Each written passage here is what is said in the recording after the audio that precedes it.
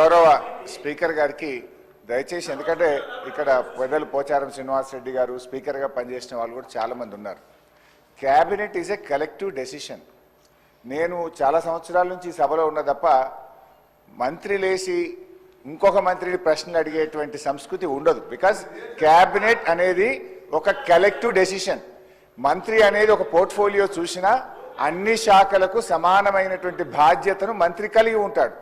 ఇవాళ మీరు కూడా దయచేసి నేను మీతో కోరేది ఏంటంటే, మీరు కూడా ఇట్లా ఒక మంత్రి లేచి ఇంకో మంత్రిని ప్రశ్నలు అడగడానికి అవకాశం ఇస్తే అసలు ప్రశ్నోత్తరాల సమయం యొక్క దాని మీనింగే మారిపోతుంది. అధ్యక్ష, దయచేసి లేని సంస్కృతిని తీసుకురావద్దు. మంత్రి అనే వాళ్ళు క్యాబినెట్లో మాట్లాడుకోవచ్చు. Government is a collective decision. ఇట్లా మినిస్టర్లు లేచి అడిగే సంస్కృతి ఉండదు. నంబర్ 1. నంబర్ 2, గతంలో కూడా కోమటిరెడ్డి వెంకటరెడ్డి గారు అప్పుడు కూడా మంత్రిగా ఉన్నారు. మరి వారి హయాంలోనే ఈ మూసి ఈ రకంగా జరిగింది. మీరు మంత్రిగా ఉన్నప్పుడు సరిగా చేసి ఉంటే ఈ పరిస్థితి 21 సంవత్సరాల అనుభవం ఉన్న హరీష్ రావు గారిని అడుగుతున్నా, మీకు ఎల్పీ లీడర్ లేడు, నువ్వు డిప్యూటీ లీడర్వా శాసనసభ్యునివా? క్వశ్చన్ అవర్లో నిన్న కూడా నువ్వు మైక్ తీసుకున్నావు. మా స్పీకర్ మంచోళ్ళు కాబట్టి నీకు మైక్ ఇచ్చాను. నీ ఏ హోదాలు అడుగుతున్నావు?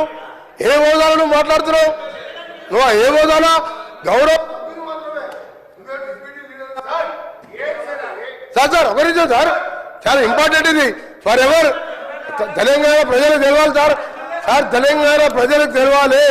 తెలంగాణ ప్రజలకు ప్రతిపక్ష నాయకుడు సంవత్సర కాలంగా సభకు రాకపోవడం ఈ సభనే కాదు, తెలంగాణ ప్రజలని అవమానపరిచినట్టుగా ప్రజలందరూ అనుకుంటారు. అధ్యక్ష, ఈయన డిప్యూటీ లీడరా సార్? ఈయన కార్యవర్గం ఏర్పాటు చేసినా ప్రతిసారి ఈయనకి ఎందుకు ఇస్తున్నాం అంటే మిమ్మల్ని అడగలేడు. ఆయన అడిగే హక్కు లేదు. ఆయన మామూలు ఎమ్మెల్యే మాత్రమే.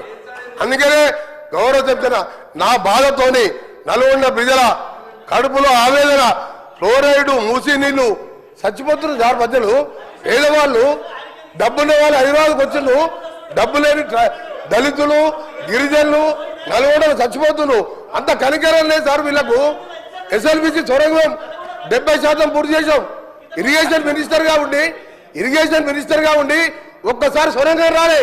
ఆయన నల్లగొండ గురించి కానీ నా గురించి మరి మాట్లాడే హక్కు లేదు అధ్యక్ష.